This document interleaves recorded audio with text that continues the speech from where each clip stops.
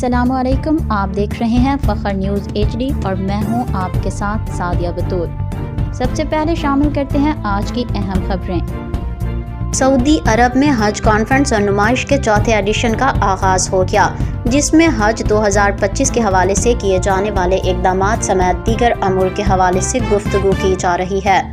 फ़ख्र news के bureau chief Kaleem Abbas Rao की report. Saudi अरब में हज कॉन्फ्रेंस और नुमाइश के चौथे एडिशन का आगाज हो गया है। हज के मौका पर सहूलियात फराहम करने वाली मुख्तलिफ कंपनियों की जानिब से स्टॉल्स भी लगाए गए हैं। तफसीलात के मुताबिक सऊदी वज़ारत हज व उम्रा के वज़ीर डॉक्टर तौफीक अल रबिया और डिप्टी गवर्नर मक्का मुकरमा शहजादा सऊद बिन मशल ने हज कॉन्फ्रेंस और नुमाइश का इफ्तिताह किया।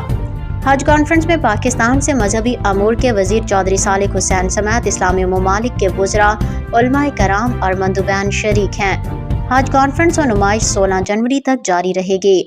मुख्तलिफ शोबाए ज़िंदगी से ताल्लुक़ रखने वाले 280 से ज़ायद इदारे शिरकत कर रहे हैं। 4 रोज़ा कॉन्फ्रेंस का मौजू नुस्ख का रास्ता दी रोड टू दी नुस्ख है, जिसमें 300 से ज़्यादा मकामी और बैनुल अक़वामी तंजीमें हज और उम्रा की खिदमात के हवाले से इन्वेंशंस और टेक्नोलॉजीज़ की नुमाइश कर रही हैं। डिप्टी गवर्नर मक्का मुकरमा शहजादा सऊद बिन मशल और वज़ीर हज व उम्रा डॉक्टर तौफीक अल रबिया का कहना है कि हज एक अजीम इबादत है और सऊदी अरब की क़यादत और अवाम दुनिया भर से आने वाले अल्लाह के मेहमानों को हर साल बेहतर से बेहतर सहूलियात फराहम करने के लिए इक़दामात जारी रखे हुए है, ताकि आज़मीन हज अमन और सलामती के साथ हज बैतुल्लाह अदा कर सकें। Breaking news. बॉलीवुड अदाकार सैफ अली खान पर कातिलाना हमला। फ़ख्र न्यूज़ के ब्यूरो चीफ एजाज अहमद ताहिर आवान से आलमी खबरनामा के हवाले से बॉलीवुड अदाकार सैफ अली खान पर उनके घर में चाकू से हमला हुआ है। ये वाक़या 16 जनवरी 2025 की रात तकरीबन 2:30 बजे मुंबई के बांद्रा इलाके में पेश आया।